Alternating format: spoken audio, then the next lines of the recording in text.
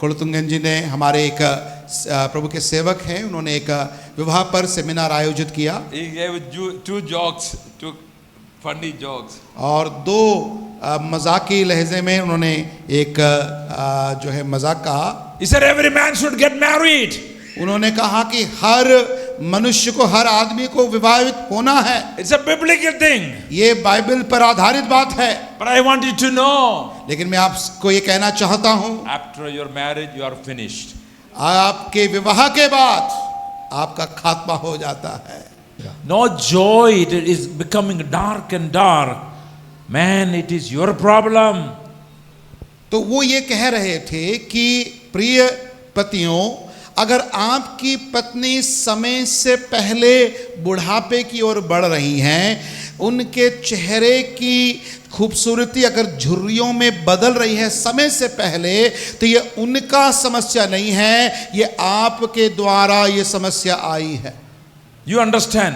आप समझ गए ना? If a man doesn't take care of a wife, abusing, no appreciation, she always her face look hard and dark and more wrinkles.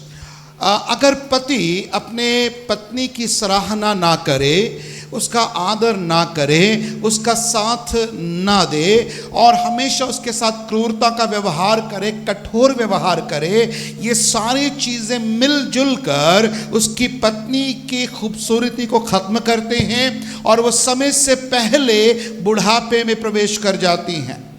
I'm going to talk about very quickly the ABCs of marriage, the ABCs. और मैं वैवाहिक जीवन के ABCD, मतलब कहने का मतलब है शुरू से ABC, ये 3 अंग्रेजी शब्दों से मैं कुछ बातों को बताना चाहता हूँ Very quickly. और बड़ी जल्दी ही। The ABCs. Everybody say ABCs. सब कहें ABC। A means Jesus, God approved. God is the author of the marriage. ए से हम ये मतलब निकालते हैं कि एक ऐसा विवाह जो परमेश्वर के द्वारा मंजूरी दिया गया है। A, the author, one who approved, God. देखिए, विवाह का मंजूरी देने वाला स्वयं खुदा हो। B, the behavior of husband and wife, the duties of husbands and wife. और बी जो है वो बिहेवियर, बर्ताव, पति और पत्नी का बर्ताव विवाह के अंदर कैसे होना, वैवाहिक जीवन में कैसे होना चाहिए। C, Christ and the church. और सी है मसीह और उसकी कलीसिया। Listen me now, the 3 ABCs. और ये 3 ABC को आप ध्यानपूर्वक सुने। We just read Genesis chapter 2. और अभी हमने उत्पत्ति के पुस्तक अध्याय 2 से पढ़ा। 18, Atara, please read it, sir. Atara. This is a Christian gathering. Please read for me. Maybe audience, somebody read for me. 18, Atara 2, 18 to 22. 22, okay. उत्पत्ति के पुस्तक अध्याय 2 उसका 18 से लेकर उसके 22 तक के पदों को आप में से कोई भी जल्दी से हिंदी में पढ़ दीजिएगा। जल्दी जल्दी।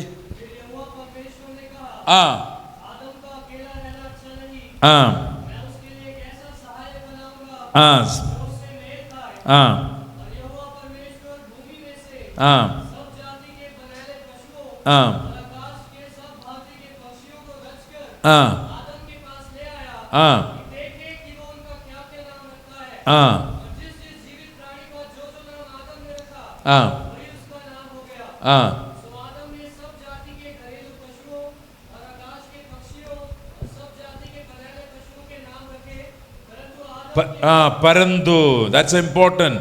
परंतु आदम के लिए सहाय ना मिला। आगे।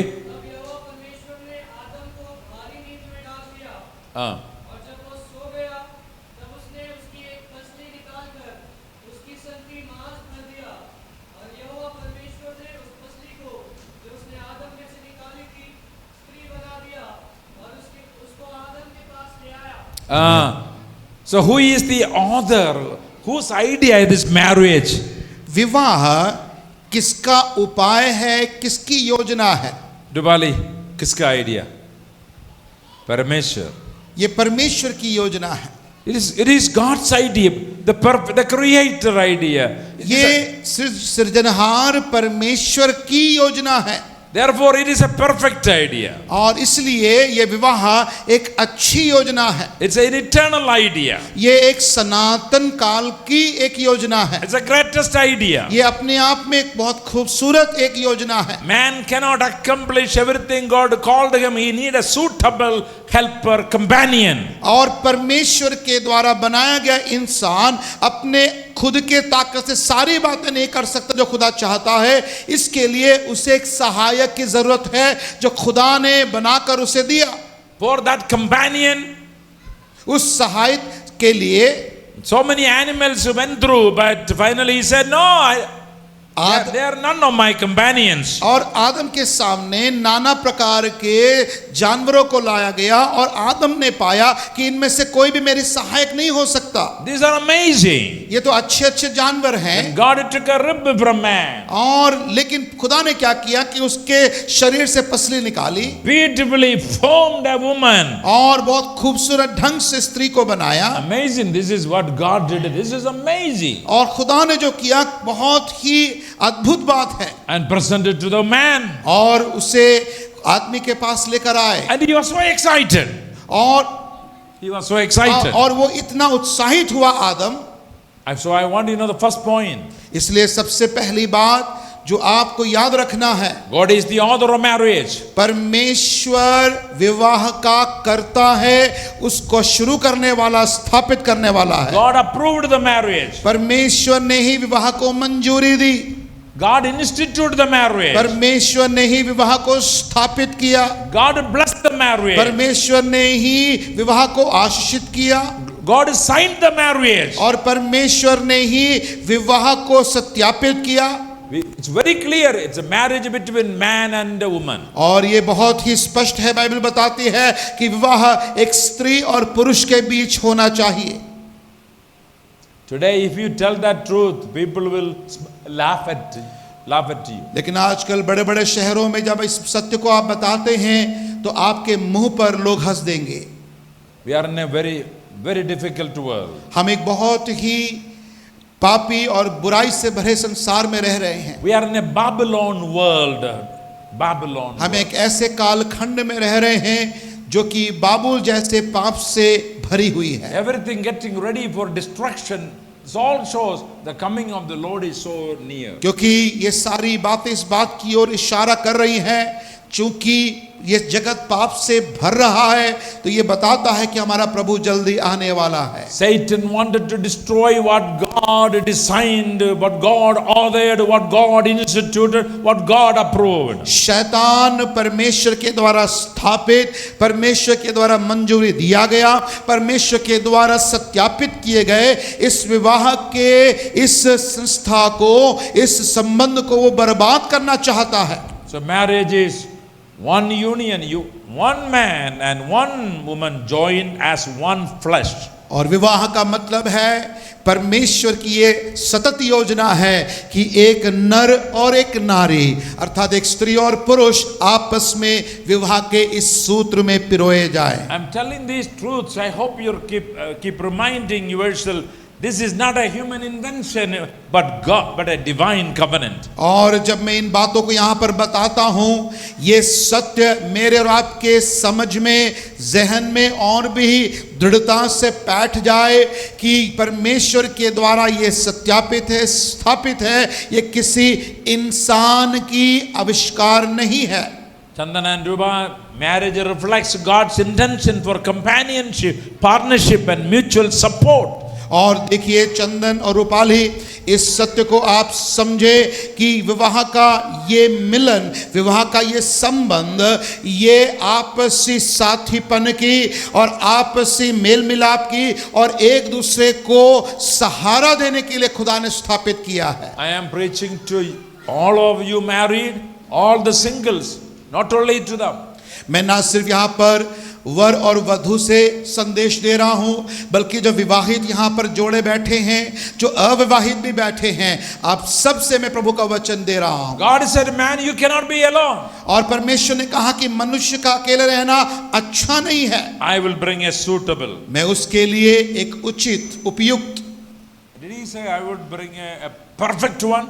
क्या परमेश्वर का वचन ये कहता है, क्या उसमें ये लिखा है कि मैं एक संपूर्ण साथी को लेकर आऊंगा? Many men and women are trying to find the perfect one. बहुत से जो अविवाहित लड़के लड़कियां हैं, वे अपने एक ऐसे जीवन साथी के खोज में हैं जो परिपूर्ण हो, संपूर्ण हो। When I travel in America, these parents are crying. Girl is 43, 44. Sir, you travel so much. Would you find a husband for my daughter?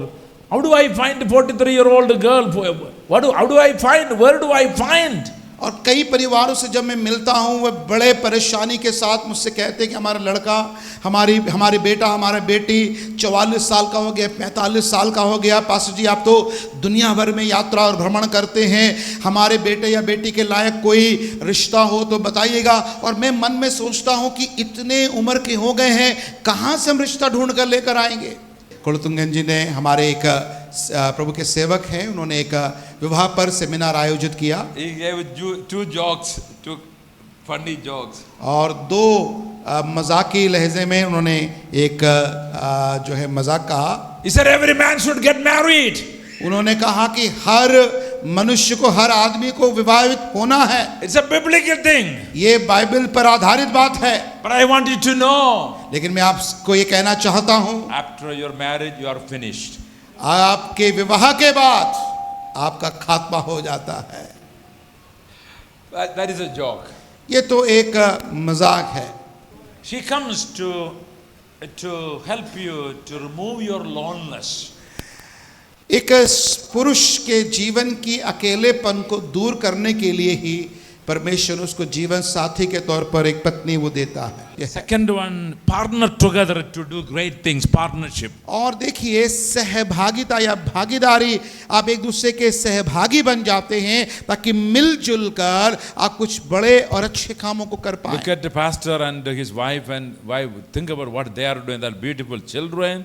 I cannot explain. Amazing partnership together. और देखिए भाई साहब, पीडी जोसेफ सर जी और उनकी पत्नी दोनों मिलकर कितने खूबसूरत ढंग से प्रभु के सेवकाई में भागीदारी दिखाते हुए वे सेवकाई कर रहे हैं। God said, man, you go and work in the Garden of Eden, work hard, but you have to tend it and take care of it. That's the word. But he said, no, you cannot complete. You cannot do it. You are tired, I see. You need a woman. और खुदा कहता है आदम से कि तुझे अदन की वाटिका का ख्याल रखना है, उसको जो है आप देखना भालना है। और खुदा ने पाया कि तू अकेला करेगा, वो अकेलापन तुझे सताएगा, इसलिए मैं तुझे जीवन साथी देता हूँ।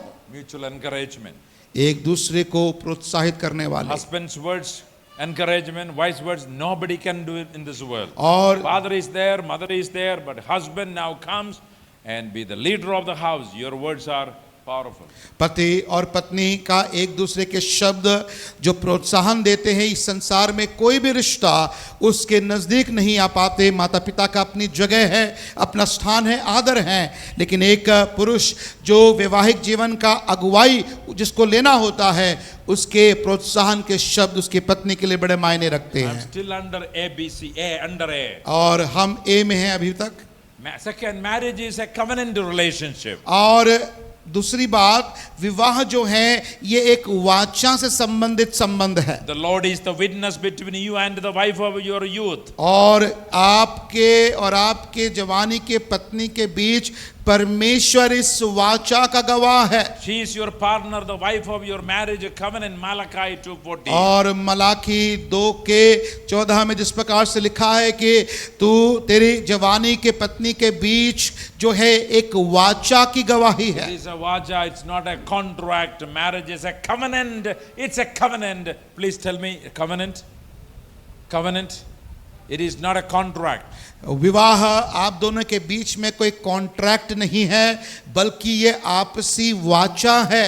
Contract you can cut any time, you lose some money, but the covenant you cannot break it. You cannot break it. only God can do through death.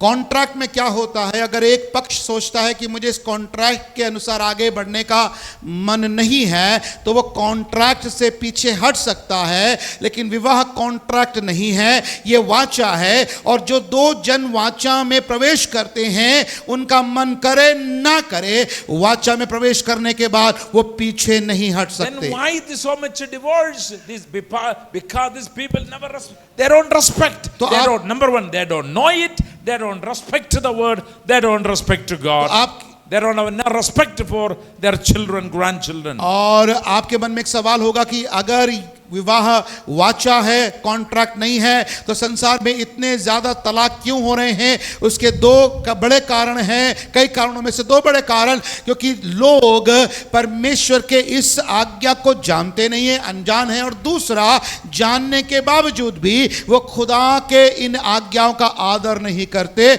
और अपने भविष्य और अपने पीढ़ियों का आदर नहीं करते। What you say in your mouth can happen.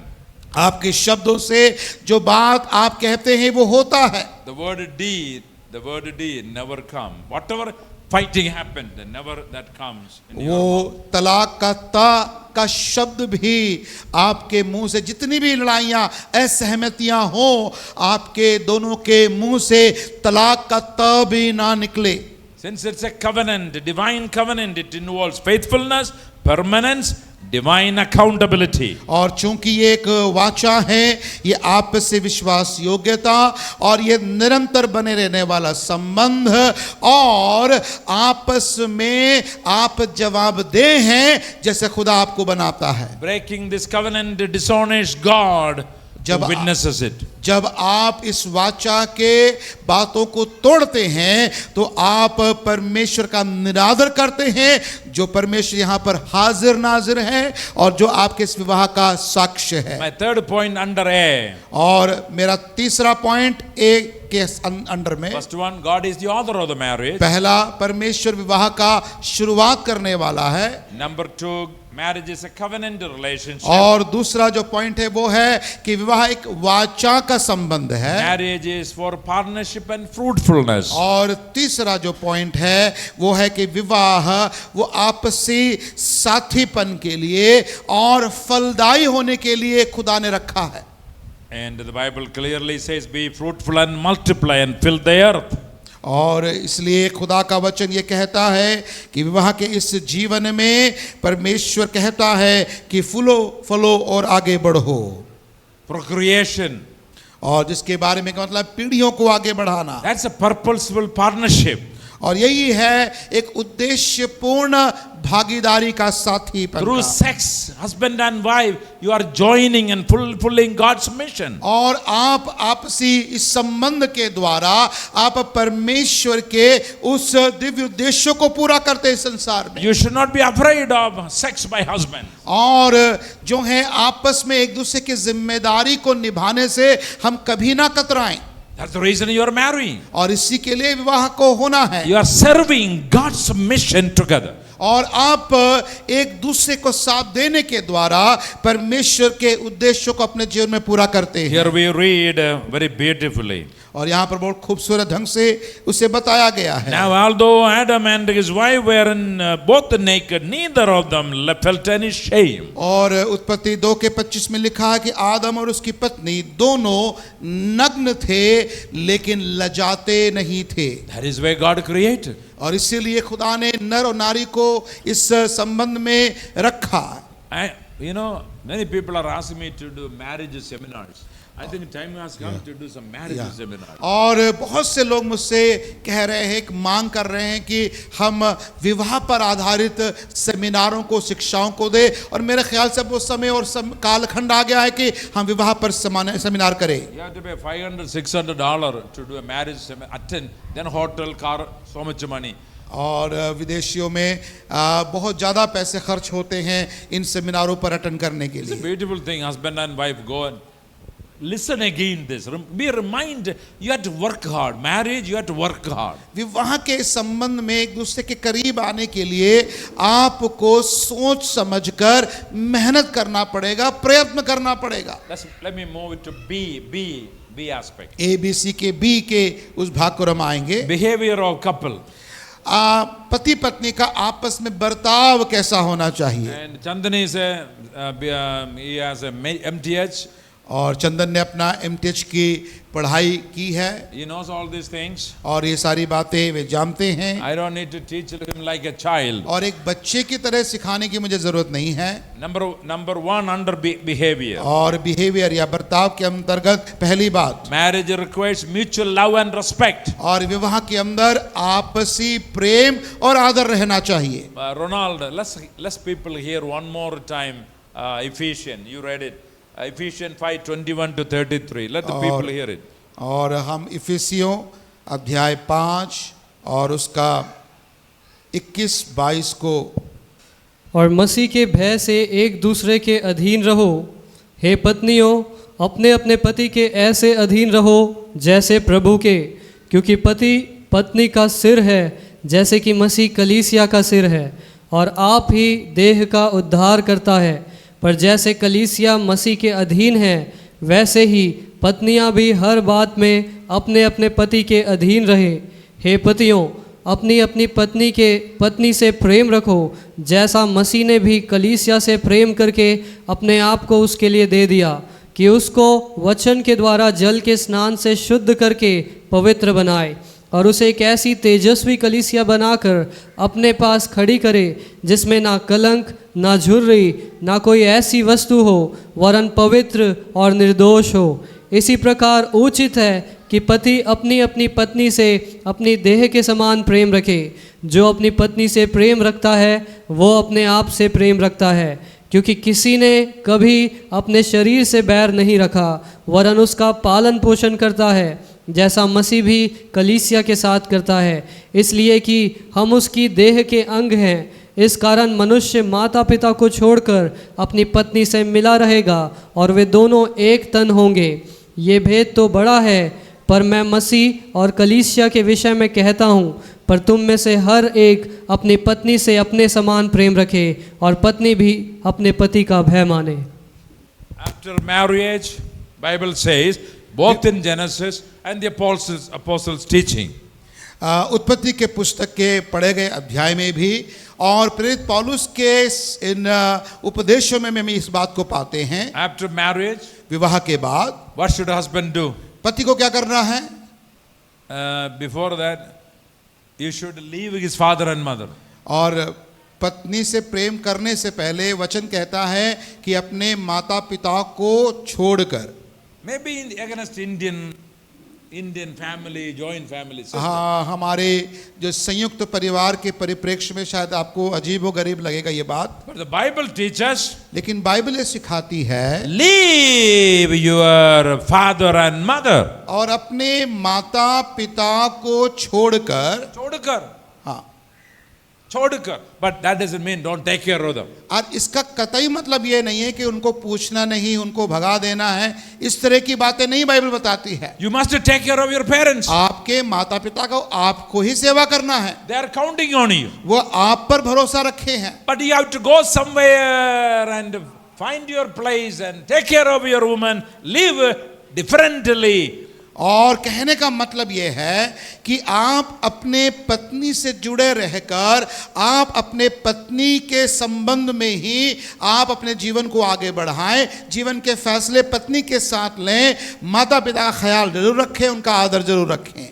Don't try to live under daddy's rule. Now you be the man, you are the head of the home. तो परमेश्वर का वचन जब कहता है कि माता पिता को छोड़कर, इसका मतलब है कि आप पिता की कहने के अनुसार आप नहीं चल रहे हैं। अब आप ऐसे मर्द हो गए हैं, परिपक्व इंसान हो गए हैं कि आप अपना फैसला खुद ले सकते हैं। Even if it's only one room, go away from father and mother. और अगर एक कमरा भी हो, अपनी पत्नी के साथ उसमें रहें, दोनों cook your food. और आप दोनों मिलकर खाना बनाएं, Go together to the market, bring vegetables. और मार्केट में जाकर सब्जियां खरीद कर लेकर आएं, Help her cutting the vegetable, cutting meat. और सब्जी काटने में और किचन के कामों में आप मदद करें, Washing his clothes. और जो है कपड़े धोने में मदद करें।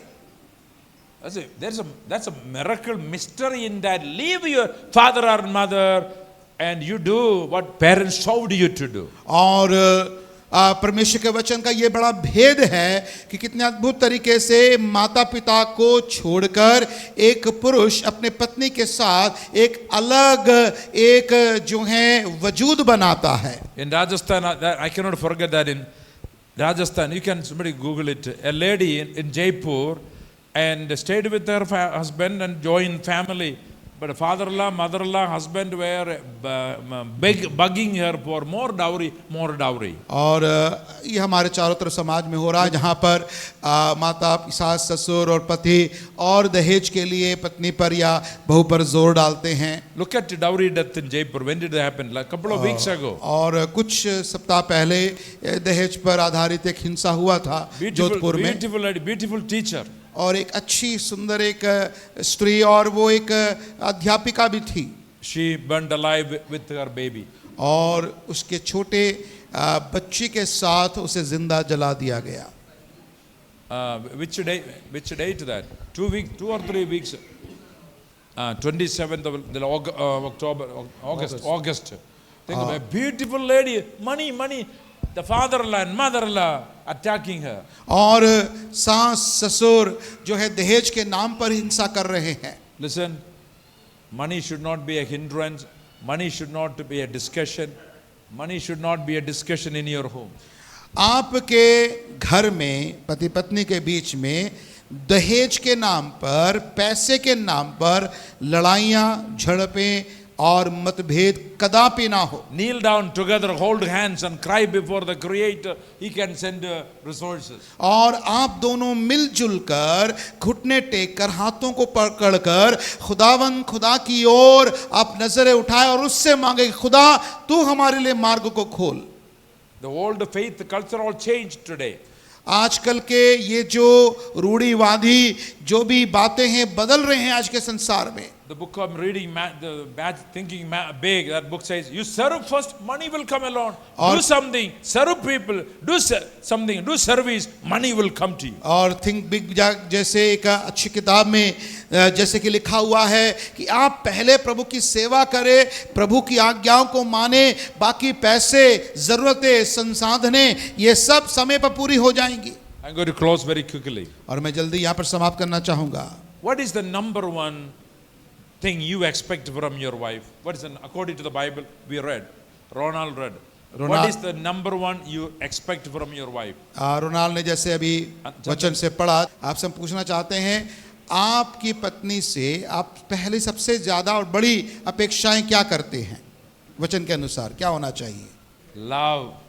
प्रेम करें. Every woman, number one need is love. हर स्त्री के लिए. You have to express there are 5 love languages. So many ways, but read that. Your number one is respect. What she expects is respect you as husband, और daddy of the home. But many places that is not happening. What every man is respect. That's what I expect when I come from my work. My wife respect me. I am her head. I am her husband. I'm servant leader. I'm a servant. I'm not a lion. But I'm a servant leader. She should recognize, thank you, how was the day today? Can I make a cup of coffee? I have a glass of water. After half an hour, I'm at the home. She never recognized me. I don't think we have a good marriage. विवाह में ये दोनों पति पत्नी के लिए इस बात को समझना है कि एक पुरुष के लिए उसकी सबसे बड़ी उम्मीद होती है कि उसकी पत्नी उसका आदर करे, और पत्नी के लिए, स्त्री के लिए सबसे बड़ी उम्मीद या अपेक्षा होती है कि उसका पति उससे प्रेम करे. और ये आपसी रजामंदी में प्रेम और आदर का ये लेन देन रोजमर्रा की जिंदगी में खूबसूरत ढंग से आपको करना है. पत्नी अपने पति की दासी नहीं है, गुलाम नहीं है, और इस बात से पेशतर और परे पति पत्नी आपस में प्रेम और आदर के इस लेन देन को और इस बात को रखें. Number one, how many times I heard from my wife, simple reason, you don't love me, you don't love me. Sometimes she get up, you don't love me. I want you to know that every woman, her number one need is love from the husband. She want to make sure You live, give her 100%. और हर पति से पत्नियां कभी ना कभी दिन में एक बार या 2 दिन में एक बार जरूर कहती है आप मुझसे प्रेम नहीं करते, आप मुझसे प्रेम। तो कहने का मतलब है कि पत्नी या स्त्री अपने पति से प्रेम चाहती है। इसलिए चंदन आप उसको अपने पत्नी को 100% पूरा का पूरा प्रेम आपके पत्नी के प्रति रहे। Now you should find her love language. I don't know. You have when you stay, you understand her love language. Sometimes her love language is you stay in the kitchen helping her.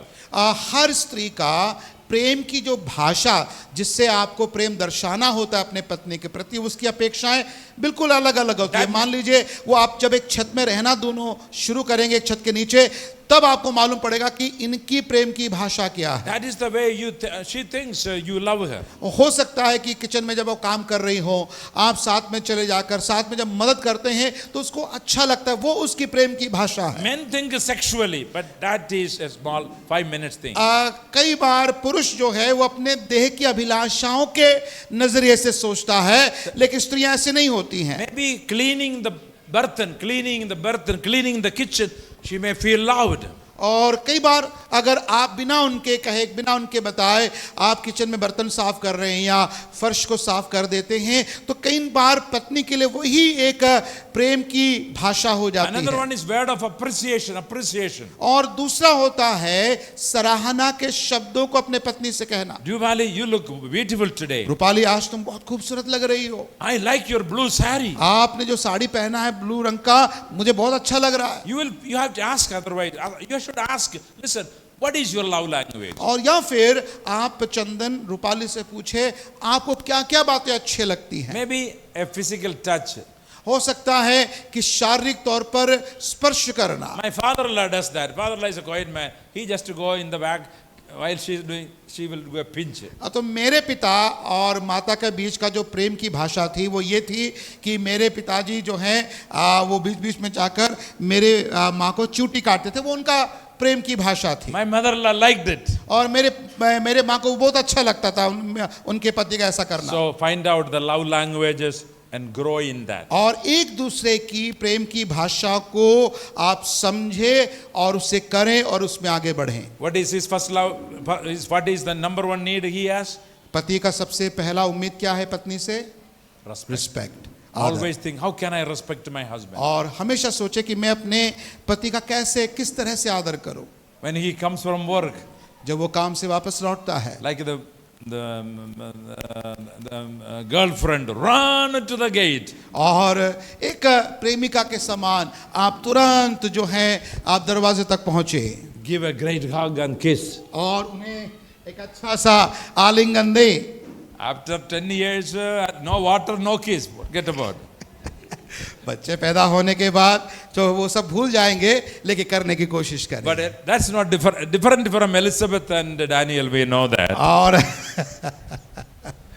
Okay, move on. Let's move on. Time is up. समय समाप्त हो रहा है, मैं आगे बढ़ना चाहूंगा। Under that B, marriage calls for leaving and cleaving. I already talked about it. और मैंने यहाँ पर बता दिया है कि छोड़ना होता है और जुड़ना होता है विवाह में। Last. और आखिरी बात, And Christ, reflecting Christ.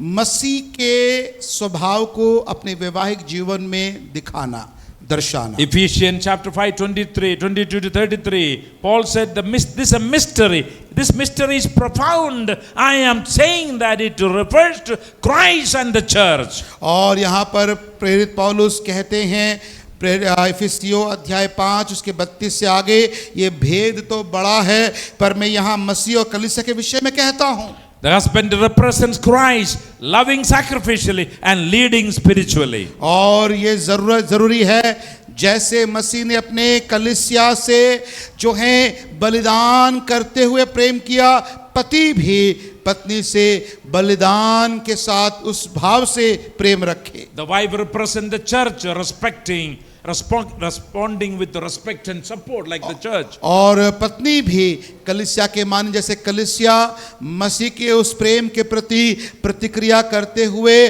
आदर दिखाती है मसीह के प्रति, वैसे ही पत्नी भी कलीसिया के प्रतीक बनकर वह अपने पति के प्रति आदर को दर्शाए। Chandan and Rupa live according to your meaning of your names. और इसलिए चंदन और रूपाली से आग्रह है कि आपके नाम जो अर्थों को बताते हैं उन अर्थों को आप सार्थक करें। Your marriage relationship meant to mirror the love, the unity and devotion between Christ and His church. आपके दोनों का आपसी प्रेम, आदर और मोहब्बत मसीह और उसकी कलीसिया के आपसी आदर और प्रेम को दर्शाने वाली, बताने वाली वैवाहिक जीवन हो Your जाए। marriage is rooted in God's love. और आपका वैवाहिक जीवन मसीह के प्रेम में आधारित हो That's the foundation. और वो नींव बन जाए आपके विवाह का। And Bible says above all these put on love which binds everything together in perfect harmony. और प्रभु का वचन जैसे हमें सिखाता है कि प्रेम के उस कटिबंध को बांध लो, जो मसीह का प्रेम है वो आपका एक बांधने वाला एक सूत्र हो A जाए। strong marriage flows from a relationship with God, the source of true love. और एक अच्छा और सेहतमंद विवाह वो परमेश्वर में उसका स्रोत पाया जाता है, जिससे आपका विवाहिक जीवन और खूबसूरत बनता जाता As you है। pray together, read God's word and meditate, go to church and giving tithes, in all this process, friends, you grow closer to each other. इसलिए आप पति पत्नी प्रार्थना के जीवन में, वचन पढ़ने के जीवन में, कलीसियाई संगति में, दसवांश के देने में और इन तमाम बातों के द्वारा, परमेश्वर को आदर करने के द्वारा आपका वैवाहिक जीवन का संबंध वो और भी दृढ़ होता जाएगा। I don't need to explain much, but you know, prayer and forgiveness and grace sustain the marriage. और विवाहिक जीवन को बना कर रखने वाली ये चीज़ें कभी ना भूलें। आपस में प्रार्थना करना, आपस में मुआफ़ी देना, क्षमा करना और आपस में अनुग्रह से बर्ताव करना, ये आपके विवाह को बना के रखेगा। You should fight, otherwise you are dead people. You should fight once in a while. और ये महीने में एक दो बार छोटी मोटी नोक झोंक वो चलता है विवाह में। चलता है, अच्छा है। Different people, क्योंकि हम दो अलग अलग व्यक्तित्व हैं, different personality. अलग अलग व्यक्तित्व के मालिक हैं। But don't sleep in the night in two different लेकिन beds. जितने बड़े झगड़ा हो जाए, आप दो अलग अलग बिस्तर में कभी ना My सोएं। wife and I, we will not do that. और हम जितना भी हमारे बीच में असहमतियां हो, हम पति पत्नी आपस में कभी भी नाराज होकर अलग नहीं सोते हैं। Now I have a grandchild come and stays with me. He cries. I said, go and sleep in the sofa. He cries. So now because the grandchild, it's happening. लेकिन अभी चूंकि मेरे पास एक नातिन है, वो कई बार रोकर हमारे पास आकर लेटने की कोशिश करता है, लेकिन मैं बोलता नहीं, अब रात हो गई है, अब आप अपने रूम में अपने मम्मी पापा के पास जाओ, लेकिन हमारे यहाँ पर मत सोइए। Prayer, forgiveness and grace sustain your divine covenant. आपके आपसी इस दिव्य वाचा को और भी दृढ़ करने वाली ये तीन चीजें मत भूलिएगा। वो है प्रार्थना, आपस में क्षमा करना और आपके एक दूसरे के प्रति अनुग्रह दिखाना। Finally, और आखिरकार the eternal marriage, वो अनंतकालीन विवाह, the lamb and his bride. मेमना और उसका दुल्हन। Revelation we read beautifully, I saw the holy city, the new Jerusalem coming down out of heaven from God, prepared as a bride, beautifully dressed for her husband. और जैसे प्रकाशित हुआ कि 21 के 2 और 3 में हम पढ़ते हैं, मैं उस पवित्र नगरी को देखता हूँ, उस नए यरूशलेम को देखता हूँ जो परमेश्वर के पास से स्वर्ग से उतर कर आती है, और वो एक ऐसे दुल्हन के मानिंद खूबसूरत है जो अपने पति, अपने वर से मिलने के लिए तैयार है। The New Jerusalem represent the perfected people, God. और ये नया यरूशलेम परमेश्वर के तैयार लोगों के बारे में बताता That है, is his bride. और वो उसके दुल्हन के बारे में बताता The है। eternal marriage means no separation from God. और अनंतकालीन विवाह का मतलब है कि अब परमेश्वर के लोग खुदा से अब कभी अलग नहीं होंगे। Perfect love, एक संपूर्ण प्रेम, perfect joy, संपूर्ण आनंद perfect fellowship, और संपूर्ण सहभागिता, the complete fulfillment of God's covenant promise, God with us. और परमेश्वर हमारे साथ यह वाचा का संपूर्णता में उस समय पूरा होना होगा। आमीन।